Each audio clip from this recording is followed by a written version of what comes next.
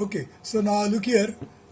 We have already studied three cases. Case 1 flat pivot, case 2 flat collar pivot, and the case 3 was conical pivot. And in each of this case, there were two types of theories: uniform pressure, uniform wear, uniform pressure, uniform wear, uniform pressure, uniform wear. And whatever results we found out, all these results they are tabulated at one place, and we are going to draw some conclusion by looking at this table. So we'll come to know the use of all this exercise. So what are the parameters we have derived? We have derived load W, then we have seen torque T, and then we have seen torque in terms of W. So we have calculated all these things for each of these 3 into 2 6 cases. So whatever results we have found out earlier, they are all written here at one place in the form of a tabulation. So you can go back and see the derivations and the values, the expressions that have come, they have all been written at this place. So for flat pivot, uniform pressure condition, the load came as pi r1 square p. P is the pressure. For the uniform wear condition, it was 2 pi c r1.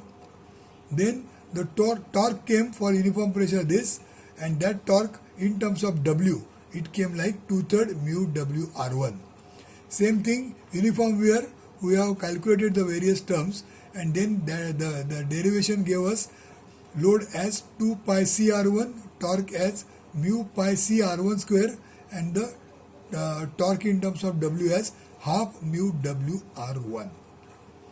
Same thing for flat collar pivot, we have got this expression for constant pressure, this expression for constant wear. Even for conical again, constant pressure, some expressions for W and T in terms of W. For uniform wear, expression for W, for T, and for T in terms of W. So whatever we have derived, all these things we have derived earlier. Each of these things we have derived earlier. 3 by 6. So 3 by 6, 18 different derivations we have seen. And all these 18 derivations, the outcome is written at one place in the form of a table. And now we are going to draw some conclusion by looking at this table. Now what conclusion we draw? Let us look at flat pivot. For flat pivot, two theories: uniform pressure theory, uniform wear theory. Let us look at only the torque. What is the torque in case of uniform pressure? What is the torque in case of uniform wear? You will find that the expression came as 2/3 mu W R1. Here also mu W R1 is same like last time, but there is half here.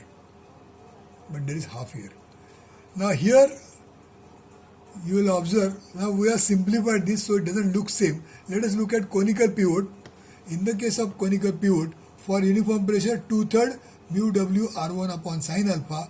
For uniform wear 1/2 mu W R1 upon sin alpha. So again here mu W R1 is same, only the multiplication factor here is 2/3, multiplication factor here is half. So same thing what we saw here, 2/3 here, half here, 2/3 here, half here, otherwise these expressions are same. Now what this means, torque is, in the case of uniform pressure, the torque is 2/3 of this. In the case of uniform wear, it is half of this. Now what is 2/3? 2/3 means, I'll write here, 2/3 is 0.66 and half is 0.5. So the value of torque, if you try to calculate in a particular case, then for a particular case, that means for particular dimensions, you will find that the value of torque comes, which will be having 0.66 times this, and the value of torque will come for wear, if you assume, then it will come 0.5 of this. That means the answer of torque what you are going to get in the case of uniform pressure will be more than the answer what you are going to get in the case of uniform wear. So that's why this symbol is written here. This answer of torque will be more than the answer of torque for wear. That means the torque in case of uniform pressure is more than the torque in case of uniform wear. Now what is the meaning of torque more and torque less? First thing is torque, we know, we have used this torque in the equation of power, saying that torque is 2 pi n T by 60. So if the torque is more in this case compared to this case, that means power also is more in this case compared to this case. That means power value, if you try to find out the value of power, so the power value will come more for uniform pressure than the power value what you get in the case of uniform wear, which is quite obvious because power is connected to T. The rest everything is constant. Now power more here, power less here. What is the meaning of that? How are we going to look at this fact? Now look here, what we see is, we have earlier seen that the phenomena of wear is very very complex, and what is happening at what place, at what part of the shaft the wear is taking place is very difficult to determine, because sometimes it is more at the outer side, sometimes it is more at the center side. So very complex situation we have already seen earlier. Now what we do is, we have to find out some way out to overcome this complex situation. So what this says is that if the power is more, then in this case power comes as more, in this case power comes as less. So I'll write here, for constant pressure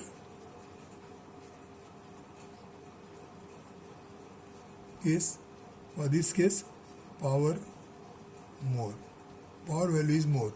For constant wear case, power is less, power value is less. Now why we have already seen that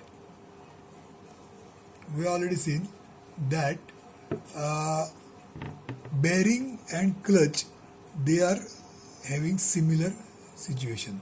So like last time we saw, bearing was drawn like this, then there is a contact surface like this. So this shaft is rotating, there is a stationary surface, and at this place there is a friction, and then power, we have calculated how much power is present here, which is connected with friction. Now same thing we have also seen, that this is a disc and then another disc here, and one disc is rotating, you make a contact here. When these two are brought in contact, here again there is a friction, and power in this case is transmitted from one place to another because of friction. Here friction has caused a reduction in power, here friction has caused transmission of power. So whatever value of power we have calculated by these expressions, this power value is associated with what is lost in case of bearing, or what is transmitted in case of clutch. This is clutch, this is bearing. So the power what we are talking about, the value of power which we are talking about, although we said lost in the earlier examples, in actual practice you cannot say that it is lost, because there are two ways to look at it. So we just say that power value, the value of power comes like this, but this is lost or transmitted, that depends on whether we are talking about bearing or clutch. We have solved all these examples by drawing the figure of a bearing, but even if we do everything by taking the example of a clutch like this, still all the expressions are coming same and all the values are coming same. Now what we have to decide is which case we have to apply for which type. That means there is a constant pressure case, there is a constant wear case, there is a bearing, there is a clutch. So out of these two, which is applied for which, that is now to be decided. So now look here, what was the difference here? In the case of bearing, friction has caused loss of power. In the case of clutch, friction has caused transmission of power. Now if we are, let us say we are designing a bearing. If we are designing a bearing, that means power lost, power is going to be lost. Whatever power you have calculated, that is an indication of power that is lost. So out of these two cases, suppose we apply constant pressure theory and found out the value of power. Then we applied constant wear theory and found out the value of power. Now out of these two values, one value will become high, one value will come low. For pressure, this value we have just now seen because of 0.66 and 0.5. For pressure, this value will come high and for constant wear this value will come less. So out of these two values, which value you will select for constant for bearing design? Now bearing means power lost, so we have to take the worst case to be safe. Now out of these two things, what is worst case for the bearing? This will be worst case. That means if we assume constant pressure theory, then the power what you get will be of a larger size, and that will be the power that is lost. And for bearing, if you are taking higher value, it is good, because in actual practice we don't know whether this will be happening or this is happening. Last time we saw whether constant pressure situation is there or constant wear situation is there, we don't know. So in that case, if we go by the worst case, that means this is the worst case where the power value is high and you are saying that very high amount of power is lost. Instead of saying the small amount of power lost, we are saying bigger amount of power is lost. So we are on the safer side because we have taken the worst case. The actual case could be even better, but we are going by worst, so we are safe. That means what it concludes, that if you are designing a bearing, then we have to take constant pressure case, because that is giving you higher value, and higher value means higher loss of power, which is a safe case, which is a worst case. So bearing design, go for constant pressure. Now see here, suppose we are designing clutch. If we are designing clutch, then the power value is the one which is what is transmitted, So if we, out of these two, if we take both these values, this value will be high, this value will be lower. So if you say that we are going by wear case, that means if we go by the lesser value, then what it will mean is that the power transmitted will be low, or this safer value. In actual practice it can be even more also, but we are taking the worst case, saying that the power transmitted will be this much, which is a lower value than this value. So we are taking the lower value of power transmitted. Actual can be higher than that, and still we are on the safe side because we have taken the worst case of power transmission. So what is the minimum power transmitted? This is a lesser value, so minimum this much will be definitely transmitted.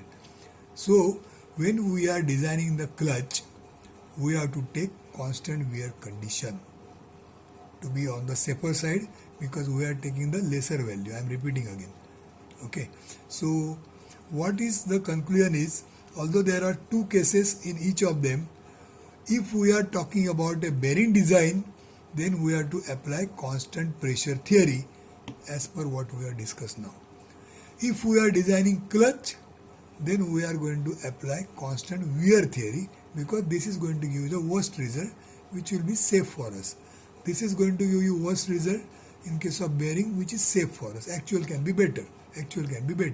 So the conclusion is, for bearing design, go by constant pressure theory. For clutch design, go by constant wear theory. That is the conclusion. So I'll just write here conclusion.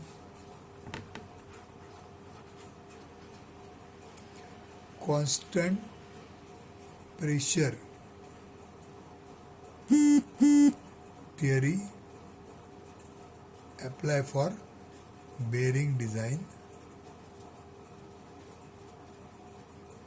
and constant wear theory apply for clutch design. So this is our conclusion. Constant pressure bearing, constant wear clutch. So keep this in mind. So whatever exercise we have carried out, we have seen derivations and we have analyzed and found out different formulae for different cases, for load, for torque, for power, for uniform pressure, for uniform wear, for the three main cases, flat, collar and pivot, and which is to be used when, that is what we have just now discussed. For bearing design, I am repeating, for bearing design, go by constant pressure case because that is the worst case. For clutch design, go by constant wear case because that is the worst case. Here, in case of bearing, power is the one which is lost. In the case of clutch, power is the one that is transmitted.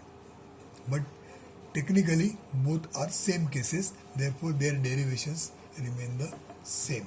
These derivations, same derivations are applicable for bearing as well as clutch, and that is what we have just now discussed. So that was the conclusion of this particular topic of bearings and clutches. How to design bearing, how to design clutches, and how to find out the values of power transmitted or power lost. Now the next part is construction of single plate clutch. So now we are going to see a single plate clutch and how it is constructed. So you can have a look at this figure here. So now I am going to explain to you this figure. Then I will be giving you a separate figure which you can copy and draw. Right now I am showing you this figure only for the purpose of explanation. So have a look at this figure. This is a single plate clutch. So we are seeing construction of single plate clutch. So this is a single plate clutch. As you know, what is a clutch? Clutch is a part which is used for transmitting the power. I just bring this sheet back again. One disc is rotating, other disc initially it is not rotating. The moment you bring these two discs in contact, because of friction, power is transmitted and this will start rotating. Now if you don't want this to rotate, but this should still rotate, then you have to separate these two parts. These two discs, contact between the two discs, you just break this contact, and if this disc is separated, then even if this is rotating, obviously the power will not be transmitted to the other shaft. So that is how clutch works. When you want to transmit power, join them.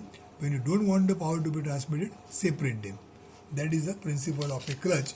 So how that is actually made is what is described in this figure. So I am explaining to you this figure at the moment. Then I will give you this separate figure with proper dimensions and proper names of the parts, etc.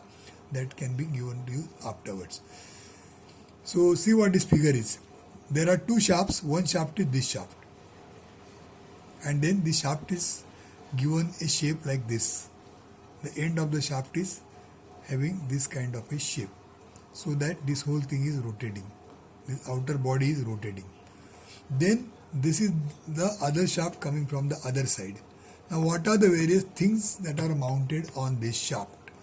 You will find that at this place here there is a coupling, some flange is there, and to that flange this disc is fitted by this line is a line showing screws.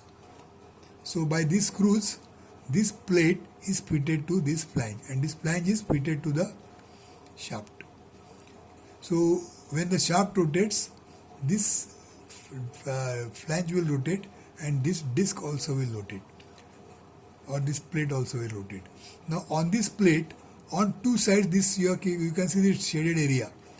This shaded area is representing friction material.